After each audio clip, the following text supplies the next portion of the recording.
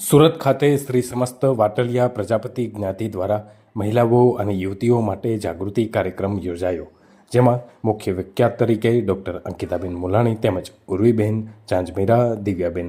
કસડકા ઉપસ્થિત રહ્યા હતા। કાર્યક્રમમાં પરિવારના સંસ્કાર, વડીલોનું માન, માતા પિતાનો વિશ્વાસ અને કુટુંબની પ્રતિષ્ઠા જાળવવાનો સંદેશ આપવામાં આવ્યો હતો। સમાજના આગેવાનો અને સભ્યોની હાજરીમાં ગ્રીન વિલા ફાર્મ ખાતે આ કાર્યક્રમ સફળતાપૂર્વક યોજાયો હતો। નરેન્દ્રભાઈ પાંડવ કોર્પોરેટર, આ ગૌરવની વાત છે કે શ્રી સમસ્ત વાટલિયા પ્રજાપતિ જ્ઞાતિ સુરત વિભાગી તરીકે જે આયોજન જે કર્યું છે જે પાઘડીની લાજ, એટલે ખરી રીતે આ તો પાઘડીની લાજ તો હવે આવી છે। બાકી જ્યારે અમારા વડીલો જ્યારે હતા ને ત્યારે એમની લાજ હતી, જ્યારે મા બાપની ચિંતા હતી કે ભાઈ કાલ ઉઠીને મા બાપની ઇજ્જત ના બગડે એવું કોઈ કામ ના કરો, એવું તો પહેલેથી હતું। હવે જે સૂત્ર આવ્યું કે ભાઈ પાઘડીની લાજ, એ ખરેખર બહુ સાચી વાત છે ને આ જોઈને દરેક સમાજને આ ખરેખર દરેક સમાજને લાગે છે, ઓનલી પ્રજાપતિ સમાજને આ નથી લાગતું। એ દરેક દીકરીઓને અને દીકરાઓ દરેકને આ ધ્યાનમાં લઈ ને કોઈ મા બાપને નીચું જોવાનું ના થાય એવું કોઈ કામ નહીં કરતા દરેક સમાજને મારી નમ્ર વિનંતી છે। મારું નામ રસિકભાઈ ચાંચમેરા, હું પૂર્વ મંત્રી વાટલિયા પ્રજાપતિ સમાજનો અને હાલ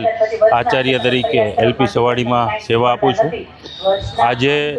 શ્રી સમસ્ત વાટલિયા પ્રજાપતિ જ્ઞાતિ સુરત વિભાગ આયોજિત પાઘડીની લાજ અંતર્ગત ખૂબ સુંદર સેમિનારનું આયોજન કરવામાં આવ્યું છે। એમના મુખ્ય વક્તા તરીકે ડૉક્ટર અંકિતાબેન મુલાણી રીચ થિંકર તરીકે આવ્યા છે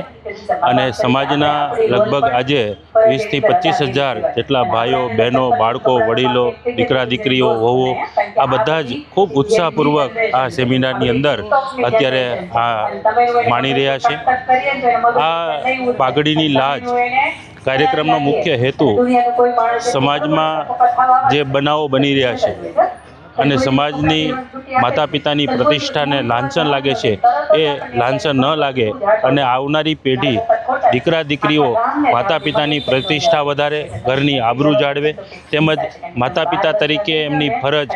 માતા અને દીકરા વચ્ચે, દીકરી અને મા વચ્ચેના સંબંધો કઈ રીતે ગૌરવપૂર્ણ થાય અને સમાજ, પરિવાર અને કુટુંબની પ્રતિષ્ઠા કેમ વધે એ માટે ખૂબ સુંદર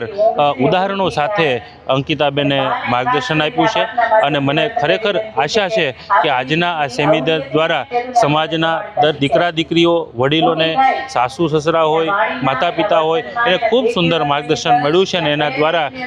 ઘણા પરિવારોની અંદર સુખ અને શાંતિનો અહેસાસ થશે।